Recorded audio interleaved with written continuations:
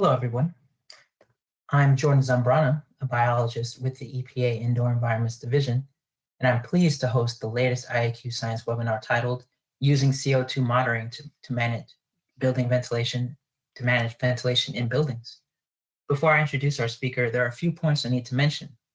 This webinar is being recorded and will be available on the EPA website at a later date.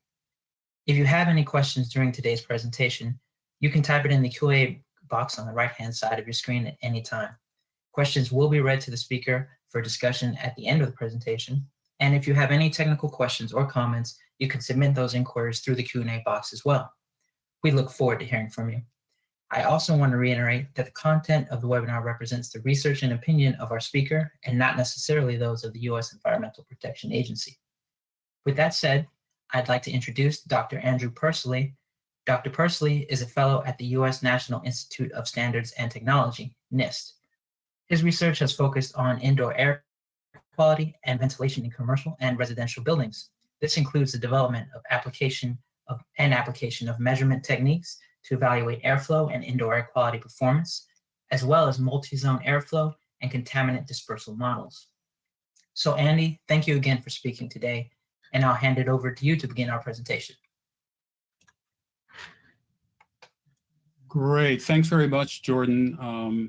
And I'd like to thank EPA for inviting me to speak to you all today. I noted that I gave a similar presentation a few weeks ago to an ISIAC webinar, but they only had 20 minutes. So today there's more time, more depth, more jokes.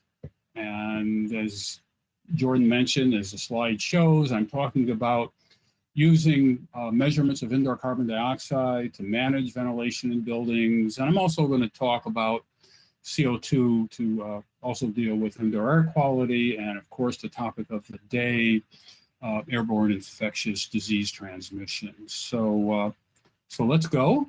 A little background, a little history.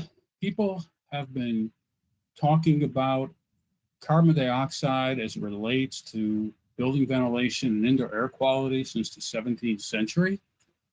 Those discussions have evolved as we've learned more and asked more questions and even answered a few. Most of the current discussion focuses on these four areas listed here. The first being how carbon dioxide impacts people in buildings, how carbon dioxide relates to human perception of bioeffluent odors. Third, how CO2 can be used as a tracer gas to estimate ventilation rates. And then finally, how CO2 can be used to control outdoor air ventilation of buildings. And I'm going to talk about the last two topics. People have started measuring CO2 in earnest in buildings, kind of when indoor air quality became a thing in the 1980s timeframe. And almost from the very beginning, there was a lot of confusion, a lot of misinterpretation of how to make these measurements, how to interpret the measurement results, and so on. That's a whole nother discussion. Some of that confusion prompted me to write this paper shown here from 1997, where I tried to address some of the issues. But more recently, in the context of the pandemic, there's been a lot more interest in the relevance of indoor carbon dioxide, a lot more measurements, which is good, and yes, some more confusion. Hopefully the remarks I'm sharing today will reduce some of that confusion and give folks maybe a little bit better handle on what you can and can't do and maybe shouldn't do with CO2. And let me say this just once, that little journal article title in the lower right. ASHRAE standard 62.1 does not contain a CO2 limit of 1,000 ppm. It hasn't since 1989. The ASHRAE standard contains no limit for indoor CO2. So I feel better having said that. So let me move on to the topic of the day, using CO2 to manage ventilation. Start out by saying that managing ventilation is a great idea. Building ventilation systems are designed, installed, and hopefully commissioned so that they work properly. But over time, their performance often degrades. Sensors go out of calibration, dampers break, the way that the space is being used changes. And so managing ventilation is an ongoing process, and it requires resources for operation and maintenance that aren't always provided, to the building management unit. So I think managing ventilation is great. Specific to CO2, there's really two time frames that I'm going to talk about today. The first being long-term measurements of CO2, and that relates to using continuous measurements of CO2 to control the amount of outdoor air brought into a building. Some people call that demand control ventilation. I'll cover that in the next slide.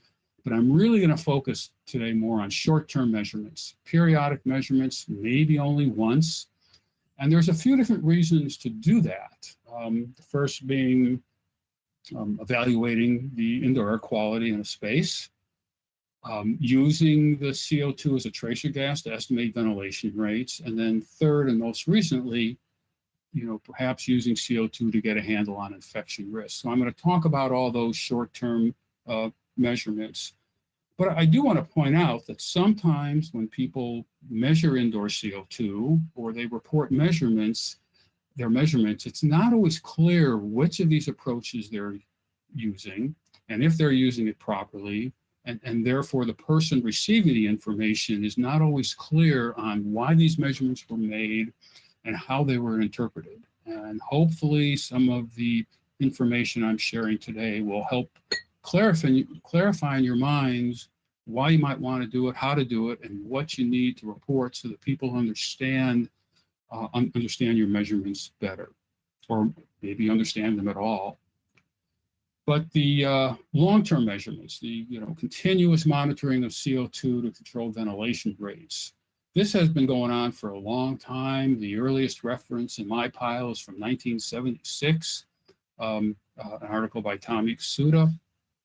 And the idea here is that ventilation systems are designed and their outdoor air intake rate is specified based on the design level of people, basically the maximum occupancy of a space. Well, a lot of spaces, most spaces are rarely at maximum occupancy. And so, if you have fewer occupants and you believe that the ventilation rate should depend on the number of occupants, because that's what the standards say, if you have less occupants, you can bring in less air. So the idea is that there's a CO2 sensor used in the space or the return air duct of the system.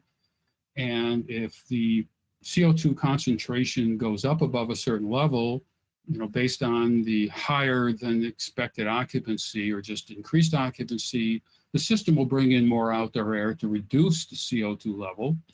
And then when it gets down below a certain level, because there's less occupancy, the system will reduce the amount of outdoor air brought into the building accordingly.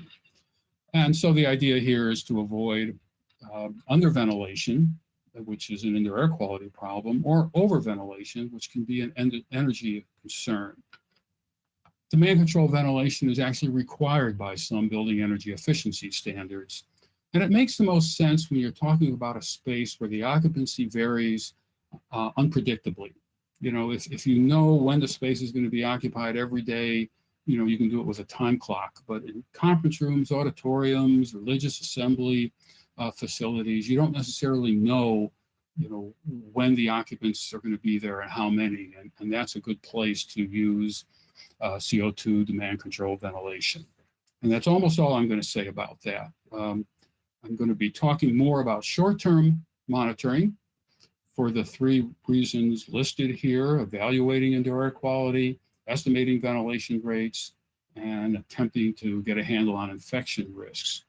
So here's a photograph of one of these CO2 monitors that people are using quite often now. This was measured September 20th of this year. There's a concentration well below 1,000, but I'm not a superstitious guy, but I don't know how comfortable I would be in a space with a concentration of 666. I want to point out with my NIST hat on that parts per million is not an SI unit for good reasons we can talk about a different time. Micromoles of CO2 per mole of air, that's an SI unit. Microliters per liter, that's an acceptable SI unit. I'm going to be using ppm by volume today. I got that approved by the NIST SI police, but I just kind of have to do this public service announcement on SI units. So let's talk about these three flavors of short-term monitoring.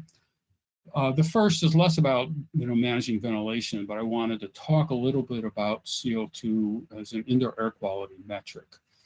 People have been talking about metrics of indoor air quality for years. There have been conferences and workshops on the topic. And I don't know how many times I've seen papers by people who should know better, who say, I measured the CO2, it was below 1,000, and therefore the indoor air quality is good. Indoor air quality is impacted by the concentrations of lots and lots of contaminants. CO2 may be a good indicator for contaminants that are generated at rates that depend on the number of occupants in a space and what they're doing. But there are a lot of other contaminants in indoor air that have nothing to do with the number of occupants. I'm thinking of contaminants from outside, VOCs emitted by materials and furnishings, contaminants emitted by moldy, building materials. And so while CO2 might be a useful indicator, of occupant-generated contaminants, it's not a good metric of overall indoor air quality. So let me move on to the next short-term use, which is using carbon dioxide as a tracer gas to estimate ventilation rates. Tracer gas methods have been on the books for a long, long time. The oldest reference I have is this one on the left from 1935. And the theory, behind tracer gas methods is well established. There are test procedures published by ASTM, specifically E741. There's an ISO standard as well. ASTM also has a standard D6245 that speaks to the application of these tracer gas techniques using occupant-generated CO2. There's a few different techniques for captured in these standards. And as I said, the theory is very well established. And to use them, there are certain assumptions that need to be valid if you're going to get valid results. And then if you're going to do this, you need to understand those assumptions, verify their validity, and then go for it. One of the most important assumptions is that the space behaves as a single zone. And what that means a couple things. It means that the concentration in the space is sufficiently uniform that you can represent that concentration by a single value. So you don't have big concentration gradients in the zone. It also means that the space that you're looking at is not, the tracer gas or the CO2 concentration in that space is not impacted by airflow and CO2 transport from other spaces. So if you're thinking about, if you're doing a CO2 decay test in a bedroom, if that bedroom is getting air and CO2 from other zones in the building, that will violate the assumptions on which the method is based, and you will get errors, potentially significant errors. Occasionally, or maybe even more often than occasionally, people will apply a single zone tracer method in an individual room where they really shouldn't be doing it. And either they're not aware of the fact that that's a problem, or they ignore the potential problem. So CO2 is just a tracer gas. There's nothing magical about it. To illustrate these approaches, and there's my cursor. Hopefully you can see that. There's a plot of CO2 concentrations in an office building from a paper that I wrote with Stuart Doles a little more than 30 years ago. And this is a plot over 24 hours of the CO2 concentration indoors and outdoors for this office building. And in the morning, before the people show up, they're at the same level. The indoor concentration is equal to the outside. And then as the people show up, the concentration starts increasing. If you know how many people are in the space as a function of time, and more importantly, you know how much CO2 they're generating, you can analyze the buildup curve and estimate the amount of outdoor air brought into a building. This requires a transient mass balance analysis. It's not described in the standards I mentioned, but it's perfectly valid. People have done it, and you know, when it works, it works. When as the people arrive and kind of get their days get going, the CO2 concentration will reach a plateau. You can see it goes down here at lunch, and then it goes up again in the afternoon. If you are confident and have established that you've achieved steady state conditions, you can apply the constant injection tracer technique to this maximum concentration to get the outdoor air intake rate. But you got to, you know, make sure you're at steady state, and I'll talk about that in just a second. And then after the occupants leave, the concentration of CO2 decreases. And if everybody's gone, you can analyze this concentration decay using the tracer gas concentration approach described in the standards, and you can use that as another means of estimating the outdoor air intake rate. And I'm showing this plot. I mean, it's not, you know, it's not necessarily typical. I'm just showing it because it illustrates these three particular options, and because it's old. I do want to point out that some ventilation systems will operate differently after the people leave. You know, the people generate heat, their computers and lights generate heat, and some systems respond to those heat loads and operate differently. So you need to understand how your system might respond or might operate in an unoccupied building if you're going to do this. You should understand how your system is intended to work and actually works before you do these measurements anyway. You know, you're measuring ventilation to understand ventilation. You have a system that's intended to do ventilation. You need to understand what that system is about, you know, before you make measurements like this. So going back to that peak CO2 analysis, this slide is focused on that, and you know, if you are, you know, if you are certain or confident that you've reached steady state conditions, you know, you can use this simple equation here, where the outdoor air ventilation rate is equal to the CO2 generation rate divided by the steady state concentration minus the outdoor concentration. People have been doing this for many years and not necessarily realizing that this is just an application of a single zone constant injection tracer method with all the assumptions built into that. But, you know, there's nothing magical here. I list some of the assumptions. You know, I'll say single zone again because I don't think I can say that too much. I will note you need the CO2 generation rate in the space, and that depends on the occupants, what they're doing. You know, the more active people are, the more CO2 they generate, and it also depends on their individual characteristics, sex, age, and body mass. If you use this equation before you reach steady state, you will overestimate the ventilation rate. And that's important to keep in mind. And then, you know, when you report a value using this approach, or really any approach, it's really good practice. It's not required to also report the uncertainty in that value. And ASTM standard D6245 contains the equations to estimate the uncertainty associated with the ventilation rate coming from this equation.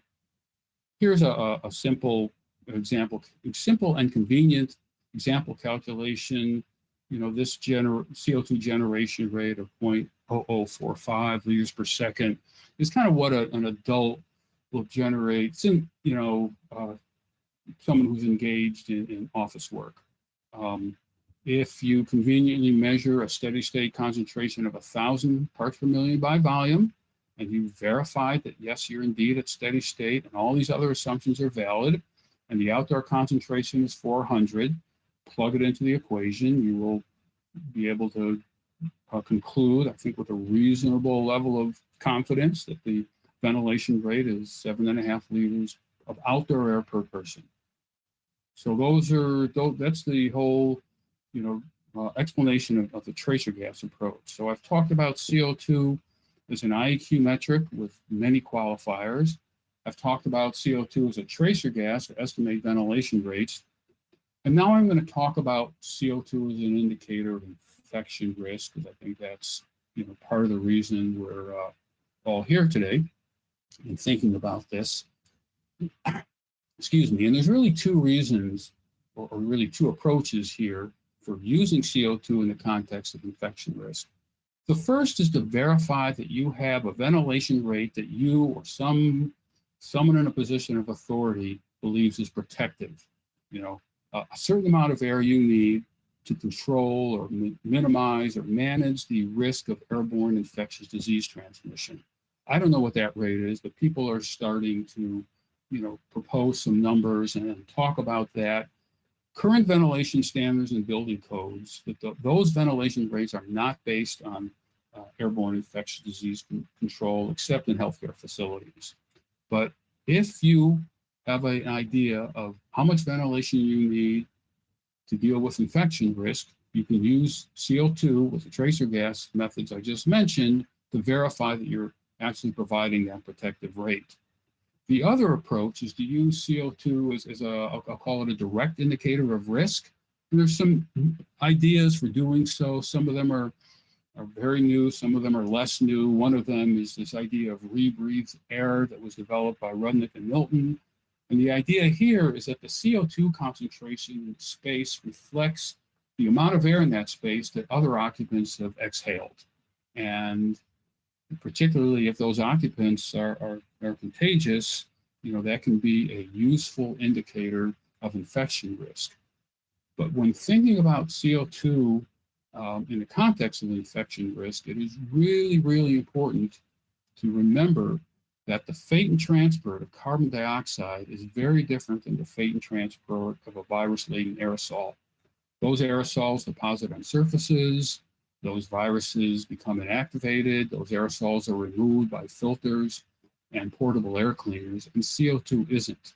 So it's not a one-for-one correspondence between the two. The CO2 can be useful, but it's not a direct indicator of the level of contagion in the air. And I also want to point out that things are happening in real time. There's new studies all the time, new insights, new ideas.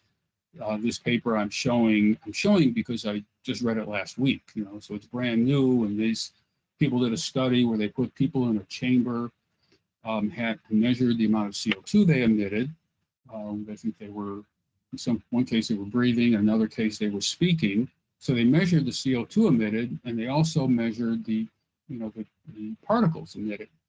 And really interesting work. And they concluded, among other things, that, while the CO2 can help you get a handle on the particles, it's not, it's not going to tell you how much RNA and how much virus, is in those particles. And that's what's going to get you sick. So,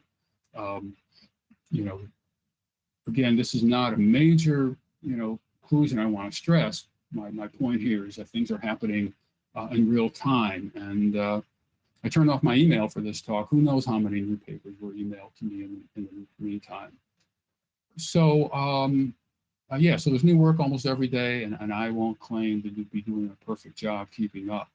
So I've described how CO2 can be used for, as an indoor air quality metric, perhaps, to get a handle on ventilation rates, to perhaps tell you something about infection risk. And I've given you lots of caveats, but who wants caveat? You want to know what to do. So let me share a few thoughts. This is not guidance. I thought about titling this slide non-guidance, but I learned that's not a word. I looked up antonyms of guidance, and I found misguidance and duplicity. I don't think I'm doing either of those. So, but let me share a few thoughts on CO2 monitoring that hopefully you will find helpful. The first is that buildings are not static entities, nor are the occupants. Things change. People move in and out, they do different things. The ventilation system modulates how much air it brings in and other flows and other conditions, and the weather changes. And all of these will affect the CO2 concentration in a space. And it's important before you measure these CO2 concentrations or any indoor pollutant concentration to get a handle on how your building or your space might respond to these changes. You'll be in a much better position to interpret your results and to explain them to other people. Also on the measurement side, it's really important to repeat the measurements. I know when I measure something once, it's usually wrong, and so it's important to repeat the measurements. You get a handle on the variability of the quantity, the uncertainty of your measurements, and so a one-time measurement, if you're lucky, it's valid, but you have no indication of how it's affected by all these factors under the first bullet, and you have no idea, the measurement accuracy. And of course, your sensor has to be calibrated, and you need to think about where you're sampling the CO2. You don't want to sample it where people are exhaling, because people exhale at 30,000 parts per million by volume or something in that neighborhood. You need to think about how long you're going to sample and when you're going to sample relative to occupancy. You don't want to measure the CO2, at the very beginning of the day when the occupants have just showed up, because the concentration won't have built up. You want to measure it sometime into occupancy. And the concentration indoors is always on top of what's outside. And so it's important to also measure outdoor, because that's not a constant value. It goes up and down by geographical region, time of day, season, and year. And of course, when you measure the results, you need to report an uncertainty, because a value all by itself with uncertainty is of limited value. And I don't want to repeat myself, but I'm going to do it anyway and say that measurements should be repeated. So here are some other thoughts on CO2 monitoring. Whenever we in the indoor air quality community measure an indoor contaminant concentration, it's really important before you make that measurement to think about what are you going to compare it to? What's your reference value going to be? And for CO2, I think there's really two choices. One is you can base it on an outdoor air ventilation rate per person, or some other ventilation target, and that relates to the tracer gas techniques I described earlier. Or you could conceivably have a value that's based on infection risk. It's you can do one or the other, and there are some values being proposed out there by different entities. I list a few things right here from CDC, REVA, and the UK, United Kingdom SAGE group. And there's some great discussions in these documents. Very few of these groups are saying, we recommend that the CO2 should be below value X, and if it's above, it's a bad thing. They have much more measured and useful information. The site, all the websites are down here. They're also at the end of the talk. Not these organizations in particular, but I see some values put out there, and the rationale is not always explicitly provided. So I see a recommendation for 900 ppm by volume or whatever value, and I don't know where it's coming from. What's the basis? Is it linked to a ventilation rate that somebody thinks is a good idea, or is it linked more to infection risk? So, I'm looking for more to understand better the rationale for some of the values that people are promulgating. I also want to point out that ASHRAE, the World Health Organization, and others recommend disabling those demand-controlled ventilation systems I mentioned earlier, or reducing the set point to a low value. And these are very different. If you disable the demand-controlled ventilation system, you will basically, provide the design level, the design minimum outdoor air, or whatever you set it at. If you reduce the set point to a very low value, that system is going to be trying to keep it below 500 or whatever, and it could bring in a lot more outdoor air, which might be a good thing, but bringing in outdoor air is not always the answer. If the outdoor air is dirty, if the outdoor air is very, hot and humid, during the season of the year, and your system doesn't have the capacity to deal with all that hot, humid, dirty outdoor air, you could make things worse. And again, another reason it's important to understand the system in your building before you change things. A couple more thoughts. While people don't necessarily agree on how much outdoor air is needed or what CO2 level, everybody, is pretty uniform in recommending that that you want to make sure your ventilation system is operating as intended. Very early I mentioned that the performance of ventilation systems is often inconsistent with the design intent because life happens and things go out of calibration and maintenance may not happen as diligently as it should. And that evaluation of ventilation system performance is, yes, it's about outdoor air ventilation, but are the filters being replaced? Are the controls working as intended? And this has always been a good idea. It's good for indoor air quality, it's good for energy efficiency, and it's even more important now. So everybody in their kind of pandemic, reopening recommendations are make sure your system is in good shape. And you can use CO2 monitoring in that respect. I think in a couple ways. One is, using those tracer gas concepts I talked about earlier. You can estimate the ventilation rate and with the CO2 and use that to say, yeah, I got enough air, or I need more air, or see what's going on.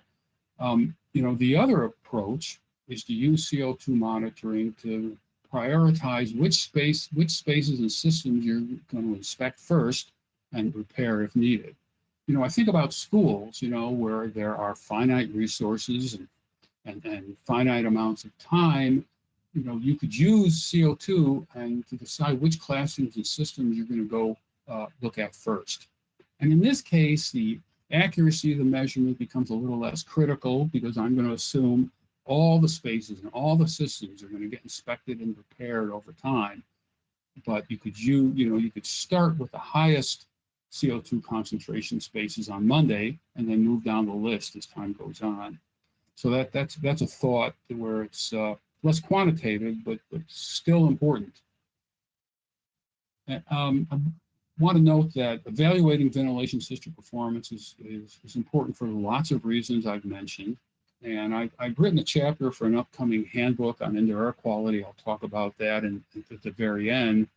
And this chapter describes how to do that, and it discusses a range of different performance issues that are part of establishing that a ventilation system is performing as intended. The outdoor air ventilation rate is one of those performance issues, but it's not the only one.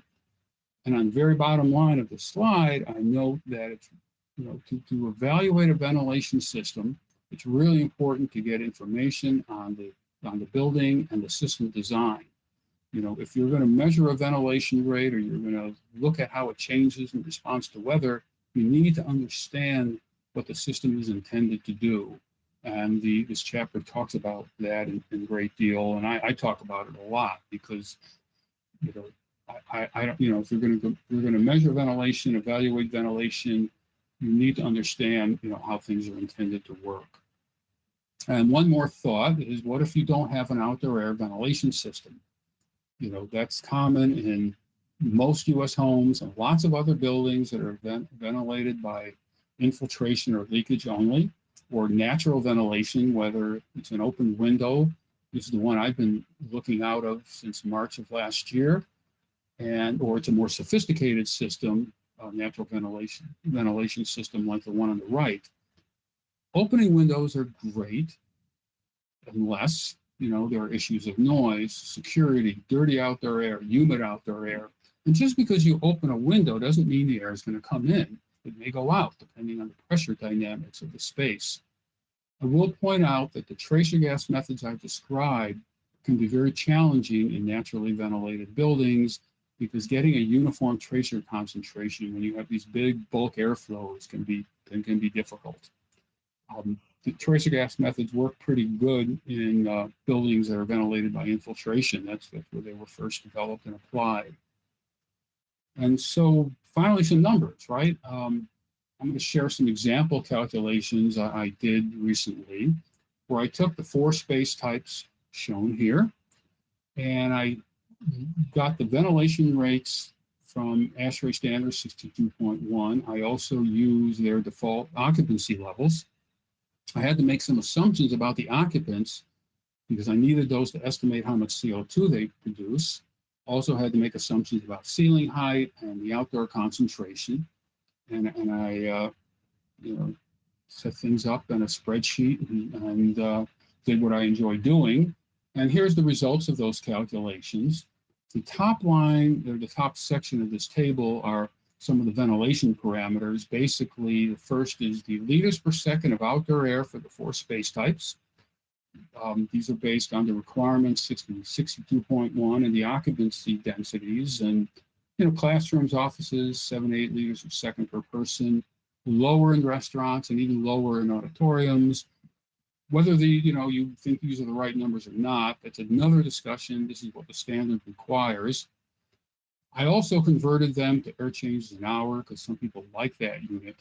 And this unit is useful because it allows you to estimate how long it's going to take to get to steady state. Basically, you take the inverse of the air change rate, that's the time constant of the space, and after 3 time constants, you'll be at about 95% of the steady state CO2 concentration. That means you need about 6 hours of constant occupancy in office space to get to the 95% of the steady state concentration. That's a long time for a lot of offices. People go to lunch, people go to other things and other meetings and other offsite things, and you may not have 6 hours of constant occupancy. You may never get the steady state concentration in an office. In classrooms, restaurants, and auditoria, you stand a better chance of getting to a steady state concentration. And speaking of which, I calculated the steady state concentrations in parts per million by volume. First, for my baseline case, uses the standard 62.1 outdoor air requirements and occupancies. And those steady state levels are about 1,000 in offices and classrooms, but they're a good bit higher in restaurants and auditoriums. This may strike you as high, and I'm not going to make that value judgment, but this is what you would get in these spaces, at least for the assumptions I made. I then redid the calculations, assuming you have 50% occupancy, because a lot of buildings are at lower occupancy because people are teleworking or doing other things, and the steady state concentration goes down. It doesn't go down linearly because you have that 400 ppm by volume floor outside. These concentrations are above, the outdoor. Well, these concentrations include the outdoor of 400, so they go down, a bit. I also did a case where I upped the ventilation rate by 50% and kept the occupancy at the 62.1 default level, and the concentrations also go down. I put the classroom value for lower occupancy in italics because it may not be realistic to reduce classroom occupancy by 50%. Tell the school kids they can't come to school that day. I'm sure that would create all sorts of disappointment. I also bump up the ventilation rate by 50% in italics because depending on the ventilation system, this may not be realistic. The system may not have the capacity. If the outdoor air is dirty, humid, or very warm, it may make things worse. So that's what italics means. There's a little caveat there. I also redid these calculations using 10 liters a second per person. There are some discussions that maybe this is a protective level of ventilation from an infection, airborne infection disease transmission. I don't know if that's the right number. I think people are talking about it, but that brings the steady state concentrations all kind of in the 800 or 900 ppm by volume range. These systems may not be capable of 10 liters a second per person. And that's if you're going to, if you're thinking about changing how your system operates, you got to start out by understanding how it operates first before you change it. So, these calculations are based on the assumptions I made. You can make other assumptions, you get different numbers. I think the trends would be the same. To make that a little easier, we developed an online calculator. Don't write down that website, just search on NIST CO2 tool. And this online tool is pre-populated with a number of spaces that correspond to ASHRAE standard 62.1 for commercial and institutional buildings. And then it has some residential occupancies that correspond to ASHRAE standard 62.2.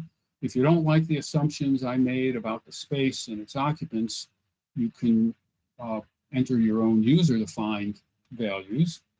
I will note that the disappointment of some, the output are in units of milligrams per meter cubed, but we're changing that to parts per million by volume very soon. I'm also working on a user's guide. So, this was the beta tool. We got feedback, we listened to the feedback, and we're updating the tool. So when you run it, you will get, among other things, the steady state CO2 concentration, the concentration after 1 hour of occupancy, and a plot of the CO2 versus time for both I'll call it a primary ventilation rate, and you can put in a different ventilation rate to see how it might impact those concentrations. So let me summarize to note, of course, ventilation is important, but it won't eliminate the risk of airborne infectious disease transmission. And that's why almost everyone recommends a layered approach, right? Reliable ventilation, good filtration, hygiene, distancing, and and all those steps. You got to do all those things. Is what the pretty uniform recommendation. But if you're monitoring CO2 in this context, or really any context, there's a few points. I hope I made them all clear in my remarks. First, you got to be careful when you measure. You need to understand the approach you're using, the assumptions on which it's based. Think about what you're going to do with the results, and interpret those measurements, with some knowledge of what's involved.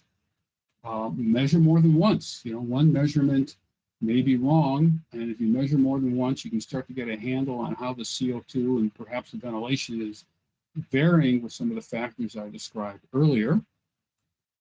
And can you use the same reference value for all spaces? I put this as a question, but I'm not so sure about that.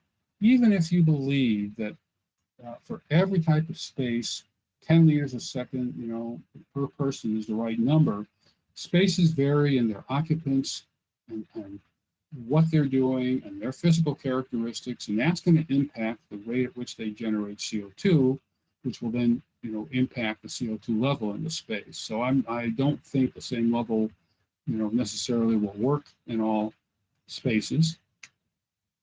And hopefully I made it clear that I think evaluating ventilation in buildings is a great idea, but it involves more than just measuring the CO2 concentration. And for the sake of time, I'm not going to repeat myself on that. And when you report CO2 concentrations, you should also be reporting some other data that goes with your measurement. I highlight here the time of the measurement relative to the occupancy schedule. That's really important. Have the occupants been there for an hour? Have they been there for 3 hours? So you get some sense if you might be close to steady state. And of course, the uncertainty. And let me close with a few things that have been written or are being written. I want to point out that the ASTM standard I mentioned earlier, 6245, is being revised right now. I'm hoping the committee will vote on it early next year. I mentioned this chapter on evaluating ventilation performance for this indoor air quality handbook. I'm done with the chapter. I haven't been sent to galleys to review yet, but maybe that'll come out this year. This link here is to the publisher has posted some of the chapters already, and I guess at some point mine will be up there. I also want to point out that ASHRAE is developing a position document on indoor CO2. I'm chairing that committee, and I've got a lot of very capable, hardworking committee members who are carrying the weight on this one. This effort was started before the pandemic, so it was focused on kind of the historical, I'll say, misinterpretation of indoor CO2 concentrations in the ventilation and indoor air quality context. Since then, we've added some material on CO2 as it relates to airborne infectious disease transmission, but ASHRAE has a separate position document on airborne infectious disease transmission. That's the go-to place for that information. We're speaking to it, but that's not our focus. These are all the websites that I displayed, the first one being that NIST CO2 tool I just talked about. These slides will be available in due time, so don't try to write them down. And then this is a list of all the publications that I displayed or mentioned or thought about during this talk. And again, these slides will all be available. And with that, I want to thank you very much for your time, and I'll turn things back to Jordan, I think, for the question and answer period. Great. Thank you very much, Dr. Persily, for that fantastic presentation. And you really touched on a lot of important considerations and thoughts that folks need to have when using CO2 monitoring to measure for building ventilation management. And so especially kind of important were the kind of three ways that you really kind of mentioned that short-term CO2 monitoring is really used, as an IAQ metric for a measurement of ventilation rate and for assessment of infection risk. And they are all kind of different purposes, involve different methods, and involve important different considerations, which you highlighted. And I think that's great for people to know, because oftentimes I think folks are looking for kind of an easy one-size-fits-all, and this is certainly not that, and it takes consideration. Another thing that you hit on that I thought was fantastic was the importance of getting the basics of IAQ right, first of all, and before you try to kind of change your system. So is your system working correctly in the first place? Does it maintain and work as it was intended to, or as close as it was intended to in the first place, before you try to kind of add on any additional demands on the system? And so I think that was fantastic. With that said, I think we're going to move to the Q&A session, and let's start. Please feel free to submit your questions, and I'll start reading them. So first, let's see here. We have some questions kind of regarding some of the calculations you mentioned there. So how can you assess if you've reached steady state concentrations of CO2 in a space?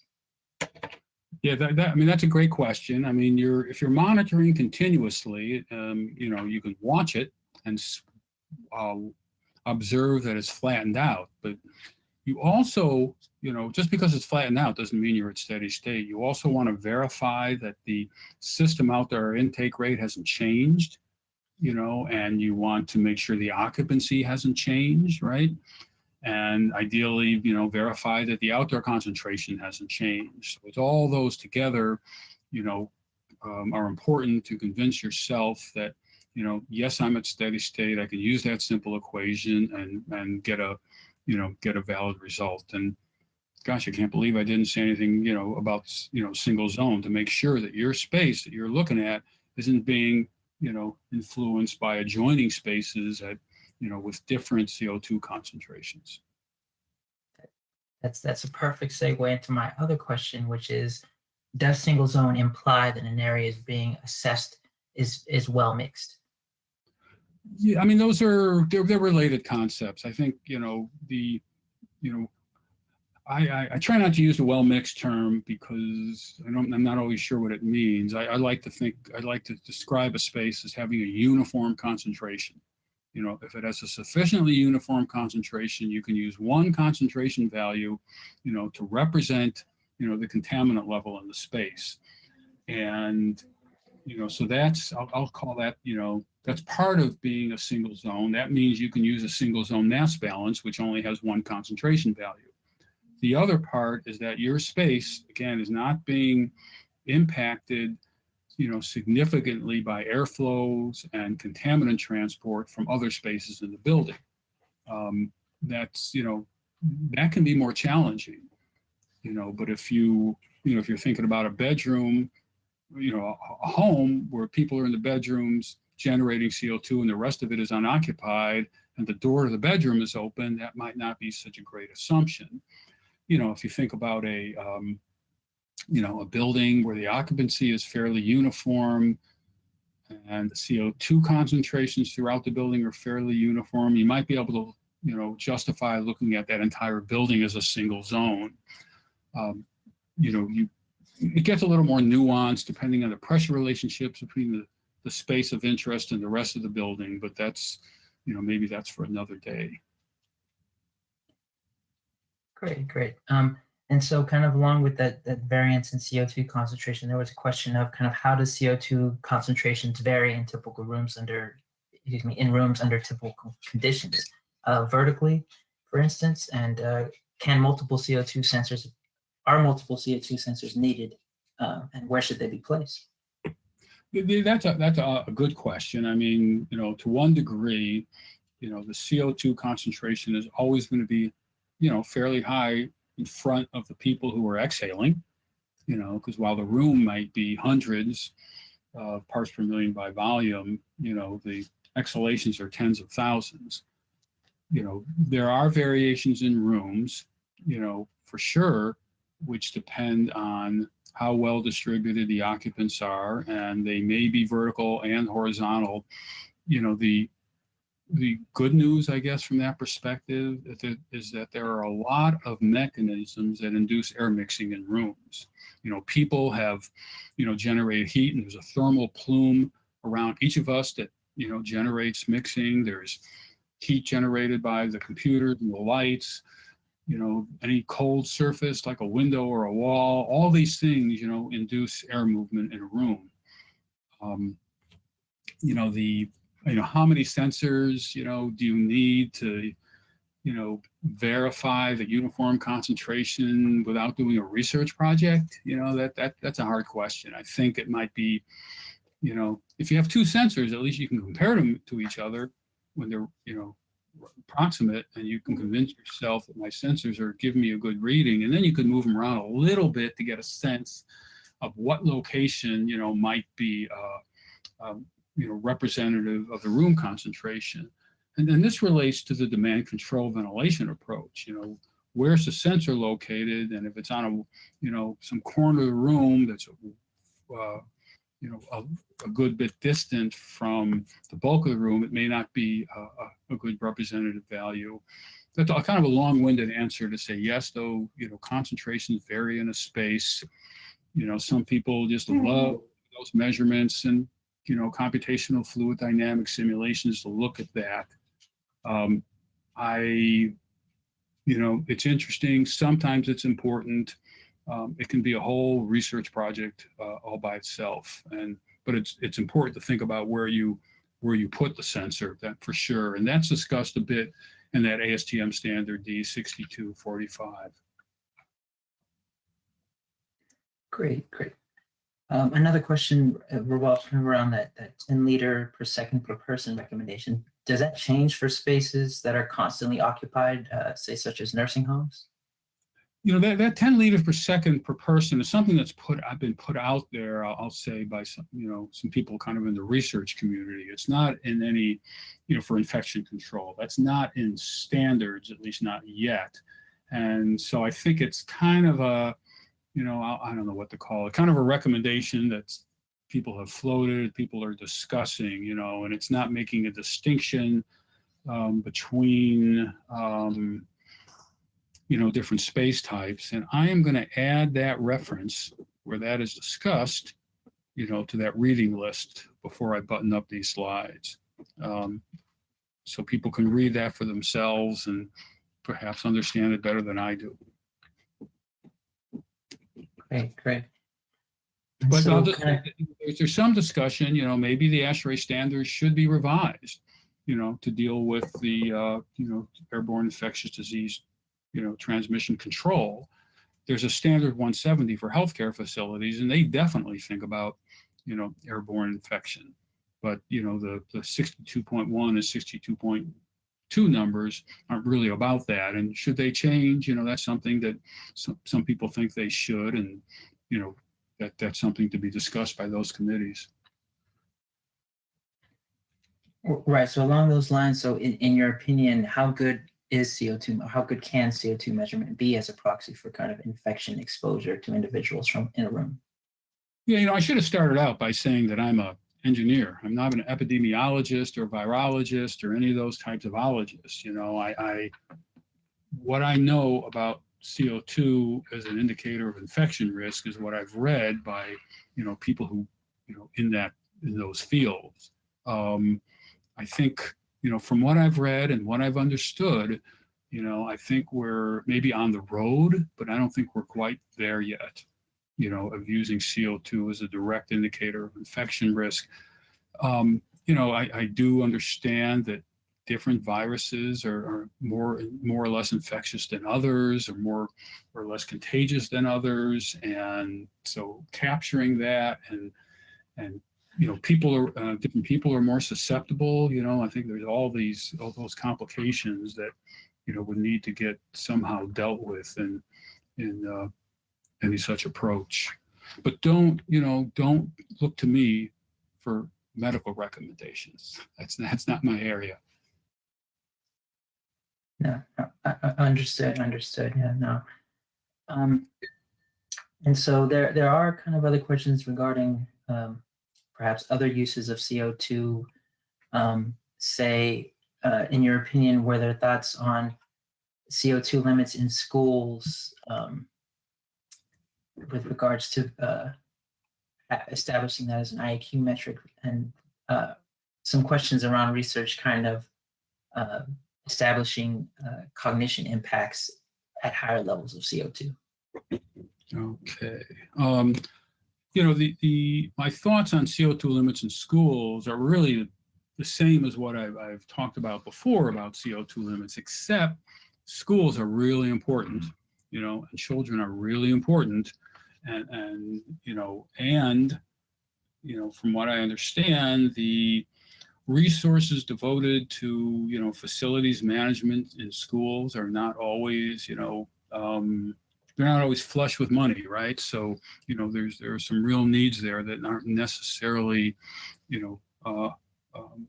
being addressed in all situations. So I think that's to say that schools are really important, but all the other issues related to CO2, are equally applicable in offices, schools, homes, and any other space. CO2 limits for schools, I guess if somebody wants to set them, they should really explain the basis for those numbers and some mechanism for verifying, in the field, how they're being complied with. The issue of cognitive impacts of CO2, there have been some interesting studies in recent years showing some cognitive effects for CO2 concentrations that, all of us are encountering, at work and other places all the time. There's other studies that don't show those effects. That's another field that's developing rapidly. So we have inconsistent results at this point. There's methodological issues, but people are starting, to look at both the cognitive impacts of CO2 and the physiological impacts and neurological impacts of CO2 at levels of detail that just, really hasn't been done in a long time. And that's another place where, new literature is being generated pretty rapidly. We're going to speak to that in the ASHRAE CO2 position document, but the this stuff is new, it's inconsistent, it's not all well understood, but, there's some smart people, working on these questions. Yeah, absolutely. So now we're turning to maybe a question about kind of the use of the potential use of other gases in addition or other than CO2 in monitoring as a IAQ metric or in terms of ventilation. Are you familiar with gases that may be easier or more accurate in assessing air within a building? I guess, some of these gases could be used as tracer gases, right? I'm not sure if that's what the question is about, but there's certainly other tracer gases that people have used historically over the years. CO2 is the advantage that you have a built-in injection mechanism, right? The people in the space, you don't have to bring a gas cylinder into the building. If you know where the people are, when they're there, and what they're doing, you have a convenient generation source for other tracer gases. You need to bring in, compressed gas cylinders and deal with valves and flow meters and potential safety issues. So we could talk about that if somebody wants to, other tracer gases. But on the IAQ metrics side, the list of indoor contaminants, is long. There's inorganic gases and organic and semi-organic compounds. There's particles of different sizes. There's just a whole long list of things. Our host today, EPA, has some great information on indoor air quality, indoor pollutants that captures the scope of the challenge. If you have you take an air sample in any building and you have sensitive enough equipment, you're going to pick up hundreds of compounds, and which of those are, really going to impact the health, comfort, and performance of the occupants. We know something about some of those effects, but we don't know about all of them, and we don't know how to combine them. And I'm excluding, there are some indoor pollutants that are, cause acute, serious health effects. And I'm talking about carbon monoxide poisoning. I'm talking about, Legionellosis bacteria, things that are well established, serious, kill many people every year. And that's a different category. You don't need some general IAQ metric to deal with carbon monoxide poisoning concerns. You need to deal directly with the carbon monoxide. So that there's kind of a semi-answer in a rambling fashion. And so a question kind of, I guess a simple practical answer for those looking to purchase a CO2 sensor. So how do they know if they're purchasing a reliable sensor? Yeah, that's a real good question. I have not, been on the market shopping for them myself. There are, I think, some studies that have been done where people have compared them. I know there's also an ASTM standard in development to assess the performance of what I'll call consumer grade sensors. I don't, have any firsthand experience evaluating the performance of these different sensors.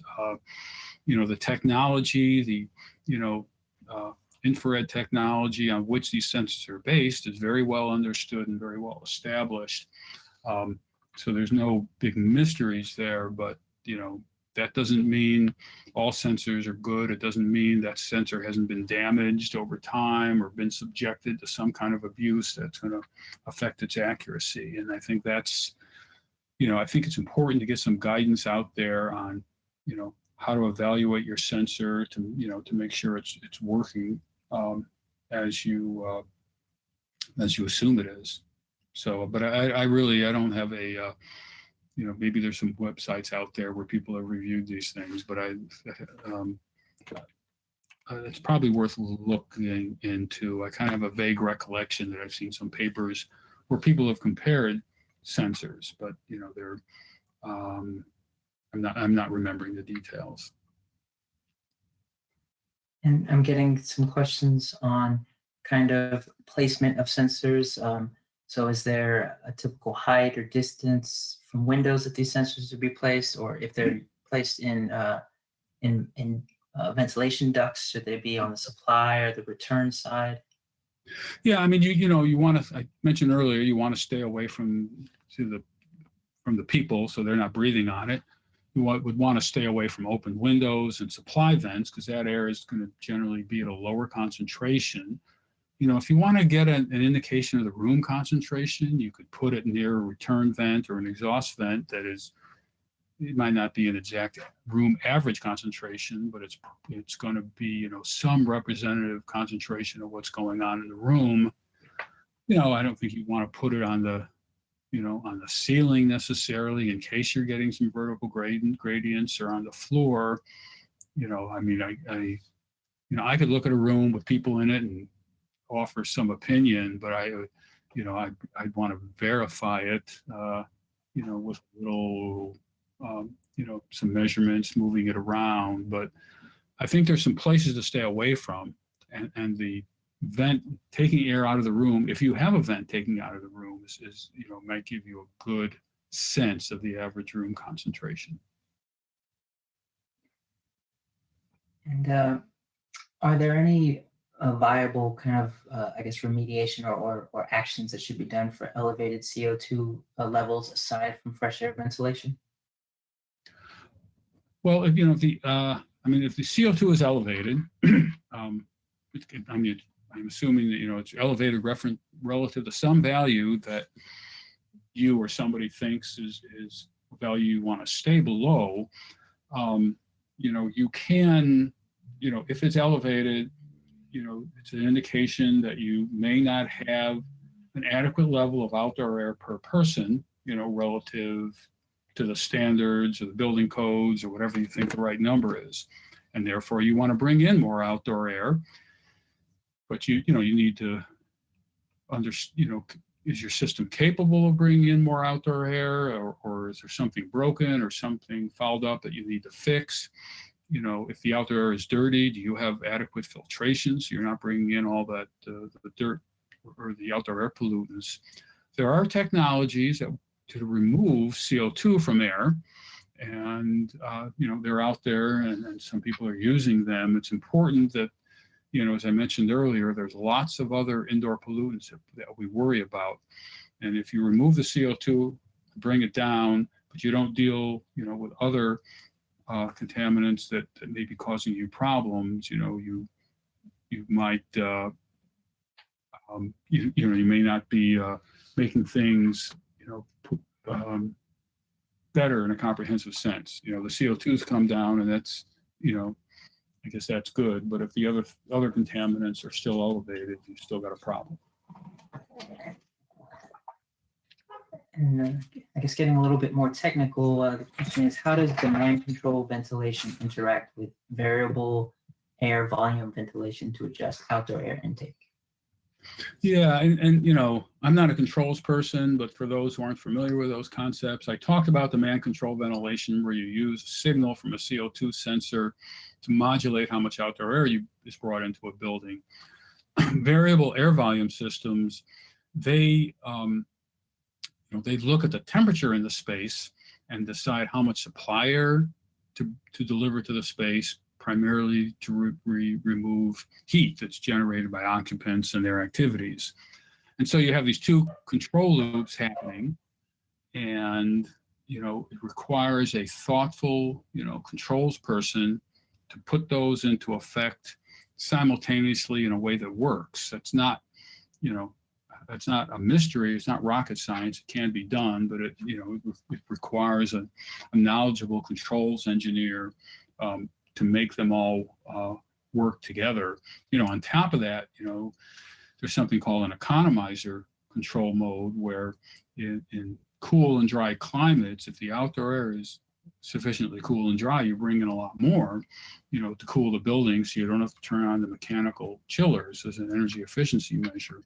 And multiple control loops can make life complicated, but people, there are plenty of people who know how to do it right. And if you're considering doing that in your building or your system, you want to find one of those people.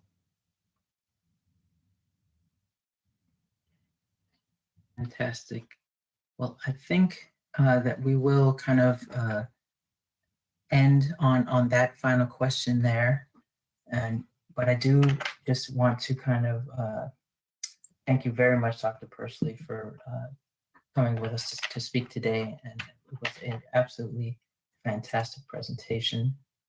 And thank you to all of you who joined us online and for submitting your questions. For announcements on future IAQ Science webinars, please visit epa.gov/IAQ. And thank you very much, everyone. Yeah, thank you, Jordan and EPA for hosting things so smoothly today, despite the problem with my slides at the beginning. If, you know, I know you folks are gonna post a recording, and the PDF of these slides will be on the NIST website. I'll send EPA a link to that, so when they post the recording, that the link to the slides will be available as well. And if you have folks have questions, I do my best to answer them by email or whatever. No, absolutely. It was fantastic. And again, thank you very much.